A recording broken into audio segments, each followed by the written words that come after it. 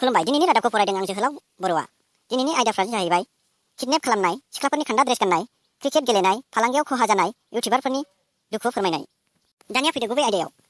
थांनाय बिस्थिबारखालि कार्बि आंलंनिफ्राय गुवाहाटि फैबाय थानाय समाव सानै सिख्लाखौ किडनेप खालामनानै लाङो। नाथाय दायो बिथांमोन साथाम सिख्लाफोरखौ किडनेप खालामग्राफोरखौ मोननानै जोबथेसालियाव जोबनानै दोननाय जाबाय आरो बिथांमोनखौ आयेन बायदियै दानथामनि थाखाय जोबथेसालियाव जोबनानै दोनगोन होननानै खोनानो मोन्दों आरो बिथांमोनखौ आरोबाव फिन खनसे बिदि मावनाय नुयोब्ला गुलि अर्डार खालामगोन होननानै बुंनाय जादों।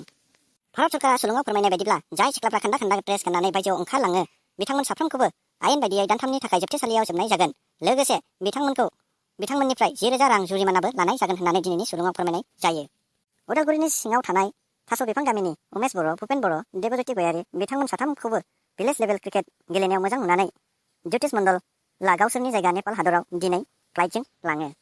मिस्टार खोरोमदाव बर'आ लकडाउन जाबाय थानायाव गावनि मैखोम फालांगि मावनायखौ दोनथ'नो गोनां जाबाय।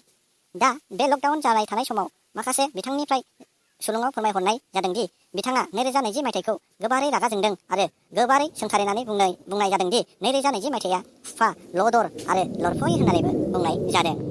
बड'लेण्डनि जोहोलावजो इउटिउबारफ्रा दुखु फोरमायनायजों लोगोसे बर' हारिनि आदै मादै, आदा बाजै, नानि बाबु, आब' गासैखौबो ससे नायनायजों लोगोसे साबस्क्राइब खालामलांनो थाखाय दिनैनि रादाबनि गेजेरजों खावलायहरनाय जादों।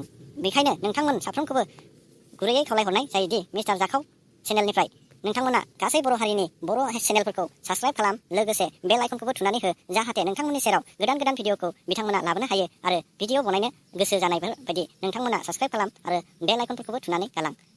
दिनैनि रादाबा एसेनोसै। Thank you.